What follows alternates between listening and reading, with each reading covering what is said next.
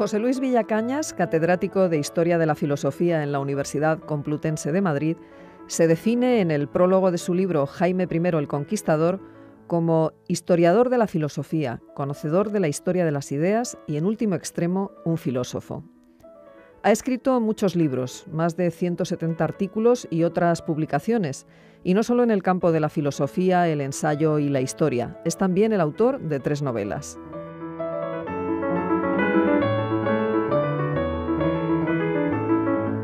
Hoy nos acompaña en Sin Distancias para contarnos cuál ha sido su trayectoria intelectual, una trayectoria que podríamos situar entre la Ilustración y el irracionalismo. Y para charlar con él de todas estas cuestiones contamos también con Francisco José Martínez, que es catedrático de Metafísica en la UNED.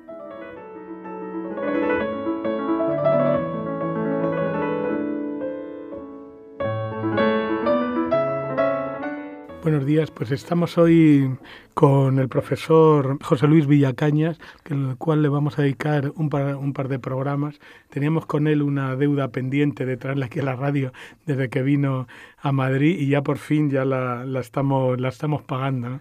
Como la actividad de Villacañas es tan amplia, tan inmensa, pues para solamente poder dar algunas pinceladas de su actividad, vamos a dividir estos 2 programas en 2 de los grandes aspectos a los que él se ha dedicado, ¿no? Uno, la cuestión de la filosofía, que será el primer programa, y el del próximo día lo dedicaremos a la reflexión sobre la historia. Bueno, José Luis Villacañas ha sido profesor en Valencia, en Murcia, últimamente catedrático de Historia de la Filosofía Española en Madrid, en la Complutense. Estuvo también en el Consejo Superior de Investigaciones Científicas haciendo una estancia hace unos años. Bueno, ha estado relacionado con muchísimas de las principales revistas del país, fue fundador de Diamond, fue director de la revista Debats del gobierno de la Generalitat Valenciana, es director de República, director también en relación con la revista de la Biblioteca del Pensamiento Político Español, Saavedra Fajardo, que es también una gran empresa. Y bueno, y a nivel político, pues fue también director general de libros y bibliotecas de la Generalitat Valenciana durante varios años. Yo tengo aquí del 99 al 2003, en la cual impulsó una gran colección, bueno, una serie de colecciones muy, muy importantes en el pensamiento español, ¿no? Publicados por la Generalitat. La primera reflexión que vamos a hacer es sobre la filosofía. Fundamentalmente, por lo que yo he visto, tú te has dedicado fundamentalmente a partir de Kant, a cuya obra dedicaste una tesis memorable, ¿no? Dirigida por Montero Moliner en Valencia. Luego, por lo que yo he visto, intentando hacer una especie de línea, yo creo que tú te has estado moviendo en la Ilustración y lo que podríamos llamar su sombra, sí. O sea, el proyecto racionalista y el irracionalismo, ¿no? ¿Te parece bien esa caracterización para empezar? Sí, es muy exacta. Desde el principio de mi producción filosófica pues, me centré en la filosofía de Kant, una filosofía que en cierto modo constituye el punto de partida de todas mis reflexiones, ¿no? Pero también muy pronto pues comencé a estudiar justamente aquellos autores que habían impugnado a la filosofía kantiana, sobre todo Jacobi. Y a partir de ahí, Jacobi, Herder, Hamann, y a partir de ahí pues efectivamente fui trazando pues algunos mojones, ¿no? De ese diálogo permanente entre las dos orientaciones, que es preciso decirlo, tiene una productividad muy intensa y que genera una tensión que posiblemente sea el germen de todos los rasgos evolutivos de la filosofía contemporánea, ¿no? Basta pensar en figuras como Nietzsche o figuras como Max Weber, al que me he dedicado también con bastante insistencia, o figuras como Blumenberg, ¿no? Posteriormente, ¿no? Cosellet, todos los cuales ven que efectivamente la reacción, eso que llama la reacción irracionalista, estaba exigida o llamada o casi invocada por la propia debilidad del proyecto racionalista, ¿no? Y que en el fondo podemos decir que todos ellos contribuyeron a una más precisa conceptualización de lo que podemos llamar el aporte de la racionalidad. Una conceptualización que tiene que pasar por la eliminación de todos los rasgos que en el fondo le prestó la filosofía trascendental. Esto es, rasgos de universalidad, rasgos de necesidad, rasgos de sustancialidad, rasgos que en cierto modo idealizan y subliman la razón como una dimensión estructurante y fundamental del ser humano, para colocarla quizá en un aspecto del ser humano, en uno de los dioses plurales, ¿no?, dicho weberianamente, que el ser humano tiene que atender, pero que en modo alguno puede elevarse a una autofundamentación radical, ¿no?, o que tiene un principio de razón suficiente encarnado en sí misma, ¿no?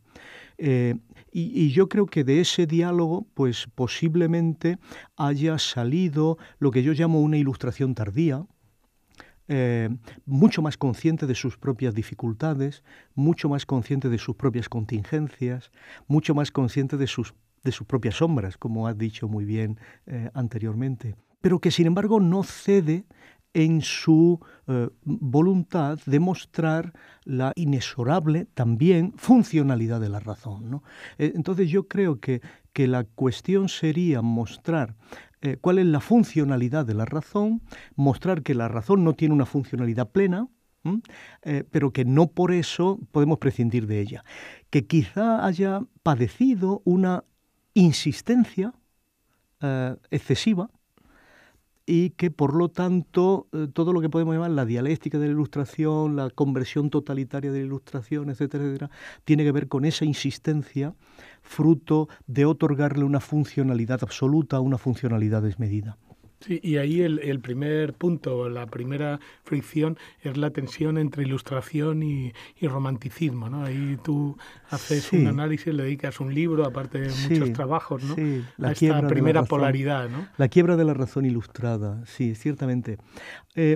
Claro, pero en el fondo lo que hay aquí detrás de esta polaridad, dejando aparte algunas razones que pudiéramos llamar de índole ontológico o metafísico, como es la casi inexorable necesidad de tener algún tipo de relación con lo absoluto, ¿no? Algo que está vedado, en cierto modo, en la crítica kantiana, ¿no? Por muy filólogos que nos pongamos para luego recuperar una noción de absoluto, en el fondo Kant nunca ofrece una noción de absoluto porque la sombra de la cosa en sí, como pensamiento fundador, es demasiado profunda, demasiado poderosa, ¿no? Pero el ser humano tiene que tomar posición respecto de alguna instancia de absoluto, ¿no? Y Kant no lo hace. Realmente no lo hace. Y esto el romanticismo lo experimenta, y lo experimenta de una manera existencial. Yo creo que esto es el aporte imprescindible del romanticismo, ¿no? Sí. Que desde el punto de vista existencial no nos basta con esta manera regulativa, ¿no?, de posposición ad calendas grecas, ¿no?, de una relación con lo absoluto. Desde el punto de vista existencial, kierkegaardiano, si quieres, el ser humano tiene que tomar una posición en relación con lo absoluto, aunque esta posición no puede ser derivada de la epistemología o no puede ser derivada de la razón teórica y naturalmente tampoco de la razón práctica en el sentido kantiano del término, más ¿no? ético-político. Tiene que ser derivada o bien desde un punto de vista estético. O bien desde un punto de vista religioso, o en el sentido Kierkegaard, o bien en un sentido erótico, que inmediatamente Novalis y otra serie de románticos, ¿no? Pero yo creo que esto es lo que amplía la crítica kantiana más allá de lo que podemos llamar la crítica de la razón pura, la crítica de la razón práctica, y por eso el romanticismo, claro, hace pie de forma muy espectacular en la crítica del juicio, ¿no? Inexorablemente. Pero yo creo que esta dimensión de que la racionalidad, lo que comprendemos como racionalidad, no colma las exigencias existenciales del ser humano, yo creo que es algo que el romanticismo nos ha legado de manera completamente insuperable, ¿no? Y creo que esto es lo que la obra de Blumenberg, que yo la califico como de una ilustración tardía, es lo que nos ofrece, ¿no? Bueno, tenemos la autoafirmación moderna a través de la ciencia moderna, pero tenemos también el trabajo del mito, que es, yo creo, donde el romanticismo sigue vigente, en cierto modo. Un trabajo del mito que juega con el rasgo existencial, ¿no? El mito y existencia en el sentido en que Kerenji hablaba de él, pero que naturalmente significa que es la manera en que el ser humano maneja lo que podemos llamar un sentido infinito, o sea, un sentido que le excede, pero que al mismo tiempo encarna, ¿no? De tal modo que ni puede agotar el mito, ni puede prescindir del mito, ni puede darlo por concluido o por pasado, ¿no? En el libro magnífico de Salidas de caverna o el trabajo del mito de Blumer han venido a mostrar esto, ¿no? Cómo esa dualidad, ¿no?, es posiblemente estructural y antropológicamente fundada. Sí, yo hice una recensión del libro y lo titulé El mito da mucho trabajo. Es decir, que sí, el mito da mucho trabajo, ¿no? Ilustración, romanticismo y luego idealismo, porque también le he dedicado muchísimo, entre ellos un manual al idealismo alemán. Sí, le he dedicado mucho y tengo muchos inéditos. Debo decir que mi memoria de cátedra del año 89 estaba destinada a Fichte, del que escribí La Intemerata. Yo creo que escribí... Y del cual ha sido traductor también. Sí, pero al final ese Fichte, que era un Fichte completo, que había estudiado pormenorizadamente todas las doctrinas de la ciencia del año 1801 y todos los seminarios que se explican después, en realidad está abandonado, inédito y es difícil que vuelva a todo esto, ¿no? Porque finalmente el idealismo es muy difícil pensar que el idealismo puede sustraerse a la idea de la sistemática hegeliana, ¿no? O sea, en último extremo, cuando uno ve la sistemática hegeliana, no puede reprimir la impresión de que la configuración fichtiana es una configuración tentativa, una configuración que avanza, retrocede, da pasos de ciego. Hay momentos extremadamente brillantes, ¿no? Pero en último extremo, la tipificación del idealismo que organiza Hegel yo creo que es insuperable. Y por eso le dedico esta filosofía del idealismo alemán, el volumen completo a Hegel, porque me parece que es ciertamente conclusiva. Ahora, la gran cuestión del idealismo, a mi modo de ver, es la enorme fecundidad que genera en su historia efectual, ¿no? Y eso me sigue interesando. Ahora me sigue interesando la filología idealista, ¿no? Pero, por ejemplo, me interesó mucho la manera en que se organiza un neofichtianismus en los años de la República de Weimar. Y me ha interesado mucho la manera en que se recibe Hegel también en los años de la República de Weimar.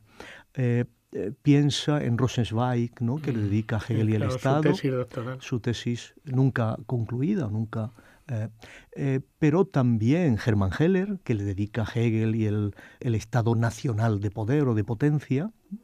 Incluso K. Schmitt es un hegeliano, ¿no? Que sería, sí, con todas las tesis de Tierra y Mar proceden directamente de un análisis de un parágrafo, creo que es, no recuerdo el número, un parágrafo de la filosofía del derecho hegeliana, ¿no?, donde establece que la industria tiene como principio verdadero el mar, ¿no?, y por lo tanto la modernidad está anclada en el mar. Esto sí me sigue interesando, igual que me sigue interesando el neo-hegelianismo actual, toda la cuestión del espíritu objetivo, del segundo mundo.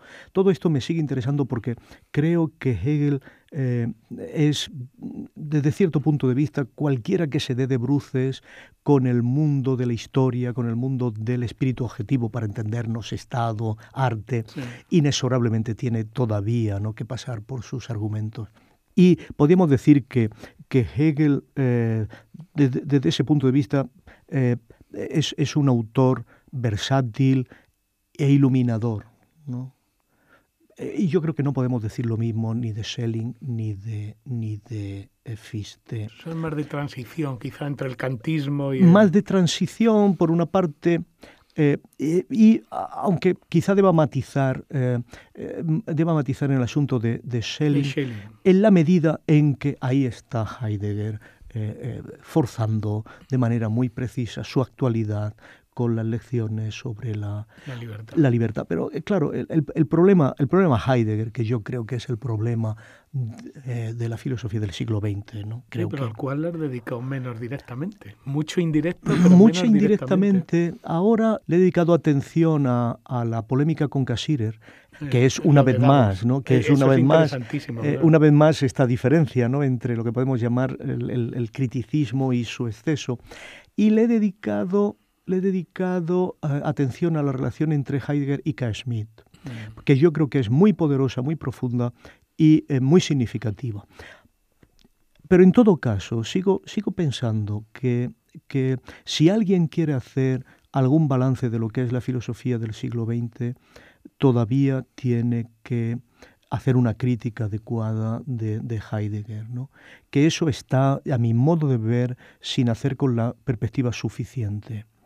Y creo que los elementos básicos para esa crítica están dados en la obra de Blumenberg. Creo que ese es el argumento fundamental de la obra de Blumenberg, es hacer una crítica no dicha a Heidegger. Es lo que te iba a decir, que eso está muy subterráneo, ¿no? Muy subterráneo, pero yo creo que en el fondo muy eficaz. Podemos decir que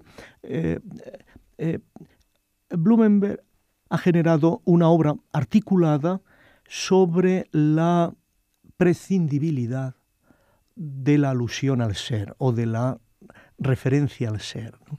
De hecho, Blumenberg ha hablado del ser en términos de MacGuffin, de esta teoría del cine, ¿no? Que como sabes, empleaba Hitchcock.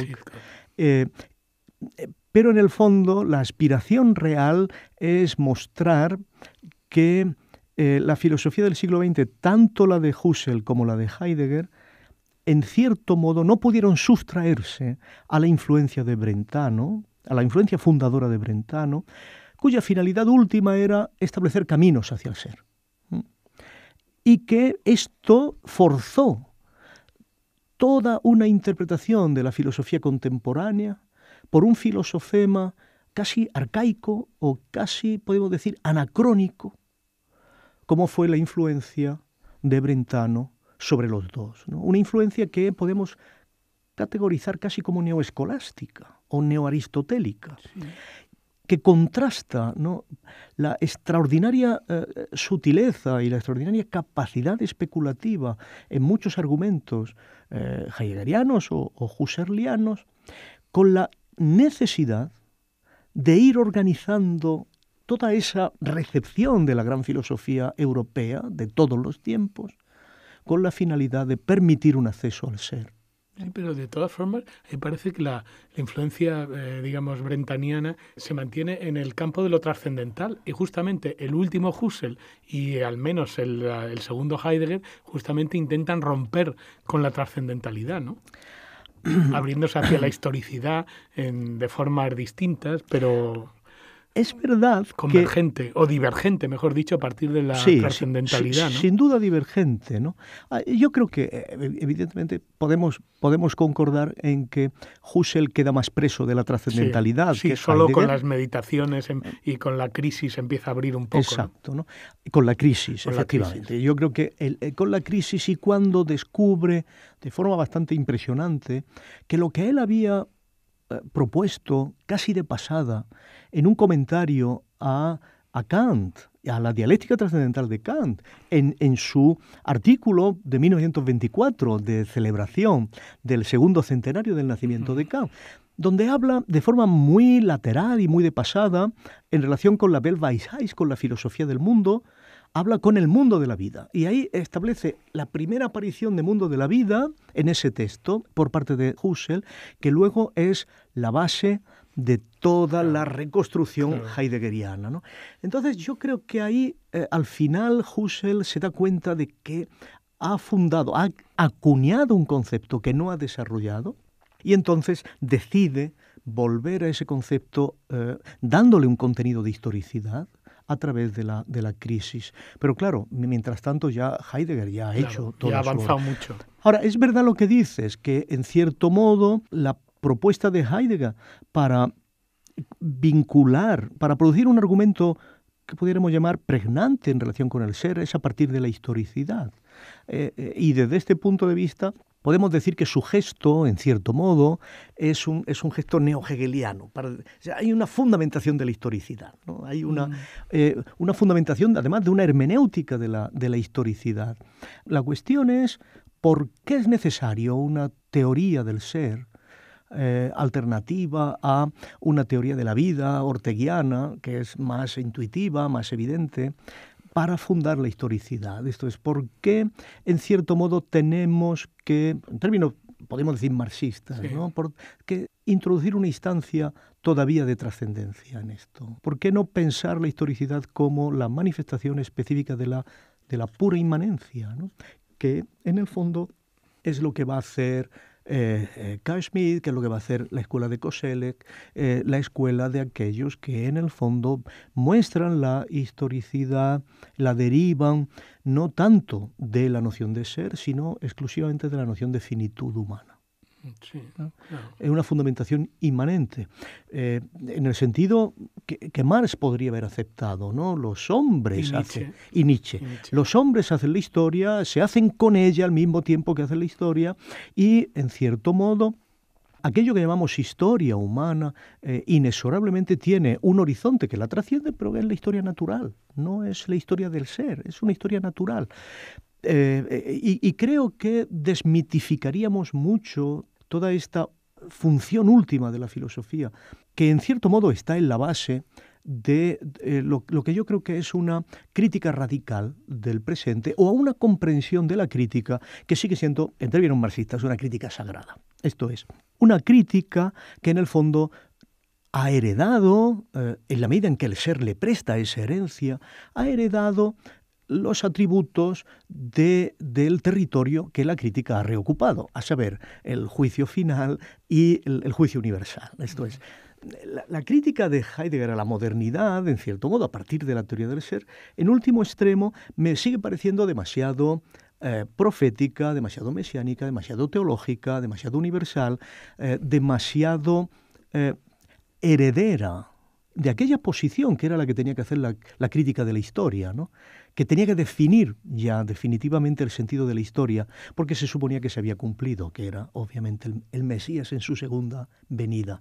Yo creo que la crítica procedente de las figuras de Heidegger es una crítica en la que se ha instalado Nancy, en la que se ha instalado Rancière, todo el postestructuralismo a través de Deleuze. Todo el postestructuralismo es una crítica de juicio universal, es una crítica de sentencia de la historia, es una crítica de definición unívoca del significado de la historia, ¿no? Y esto es profundamente heideggeriano, creo yo, y creo que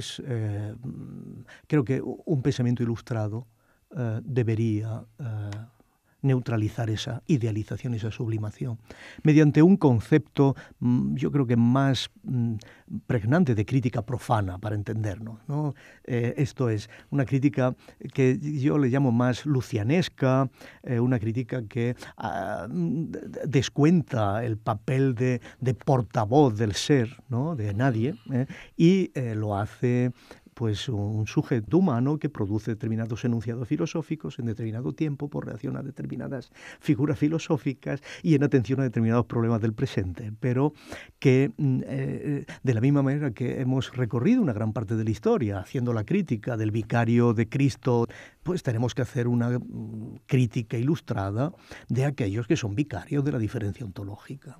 Sí. Y paralelo a eso, has aludido antes a Weber. Tú te has dedicado a esa línea de crítica de la modernidad o crítica autocrítica a partir de Weber, neocantismo, sí. Schmitt, Koselleck y Blumenberg, que es la línea. Sí. Ahí, o sea, en ese sentido, tú has hecho una línea paralela a la más clásica, más, Sí. más de raigambre marxista, ¿no? O sea, partiste de Weber Sí. y a partir de ahí toda esa tradición Sí. hasta Smith y luego Blumenberg y Koselleck.